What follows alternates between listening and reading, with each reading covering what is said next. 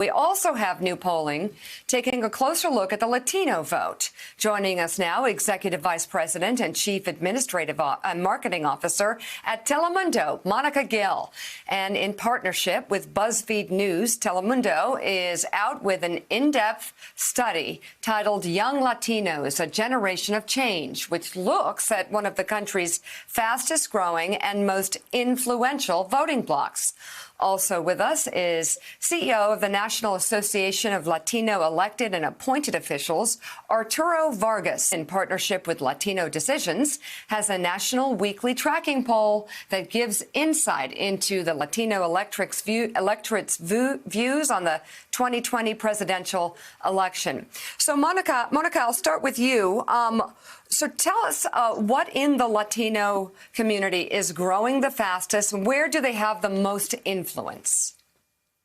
Thank you, Mika. So we're really excited about this poll today because one of the things that we realize is that young voters are really the voters that we have to be looking at.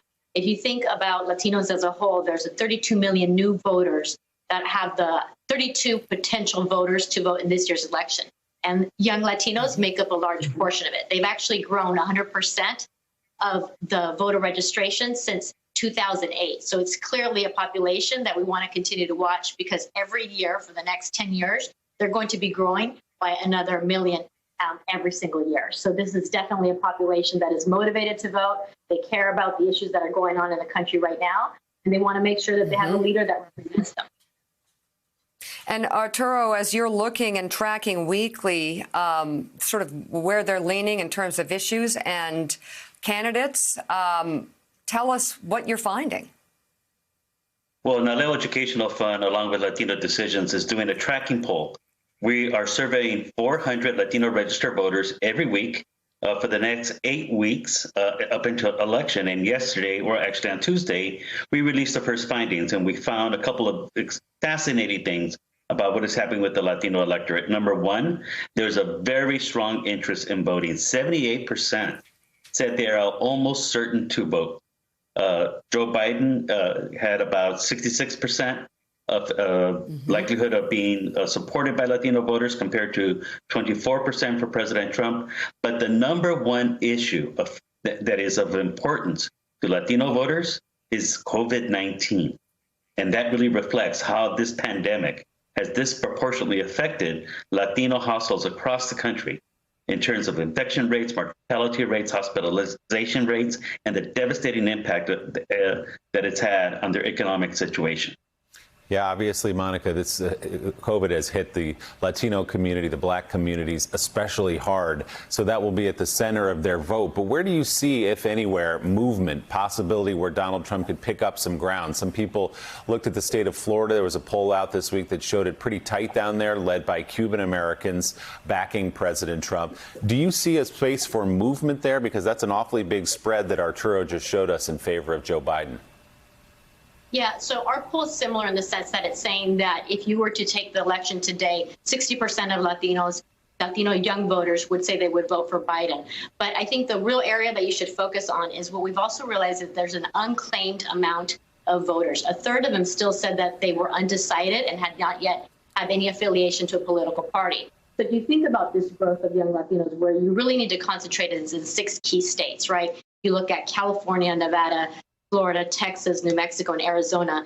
And one of the things that you realize is that because they are a potential new voter, if they actually go out to the polls, we're also getting that 60% of them are saying that they are definitely going to go to the polls and vote this year. So if they actually go to the polls, these 6 states make up half of the total electoral number of votes that is decisive for a presidential candidate. And if they go to the polls, that will also cascade to local elections. So I would focus on those 6 key states for young Latino voters and Latino as a whole general population. Interesting. Arturo, same question to you. I mean, the opinions of Donald Trump are pretty much solidified. If you haven't watched him for the last 5 years or so and figure out how you feel about him, you have a little work to do, I guess. I don't know how many people are left who think that way right now, but especially on a question like immigration, where Donald Trump from the beginning of his campaign came down leading with that and made very public his views about immigration. Do you see chances for him to pick up ground? Is there anywhere for him to improve his standing among Latino voters? Well, absolutely. No one should take the Latino vote for granted. Don't assume that it's only going to vote for a Democrat and never for a Republican. And don't assume they're going to turn out either. Latinos want to be engaged in the electoral process. 40% of Latinos in our survey said that they had been contacted by someone in this election cycle, which means 60% had been ignored. Of those 40%, 47% said that they were contacted by somebody from the GOP. So the Republican Party, it appears, is actually doing some significant outreach in this election cycle. So no one should take the Latino vote for granted. And Monica, we saw some interesting polling on the Cuban vote versus others. Are there divisions within the Latino community as they express their influence? What are the divisions that you are seeing? Different points of view. I mean, I think what I would support what Arturo is saying. The reality is that you can't take the vote for granted. I think whether it be Cuban, Latino, whether it be Mexican, Puerto Ricans, the reality is this is a group that's seeking leadership. They're looking for leadership right now. So where you really see the divisions right now is that you see 17% that are actually saying that they would vote for Trump today.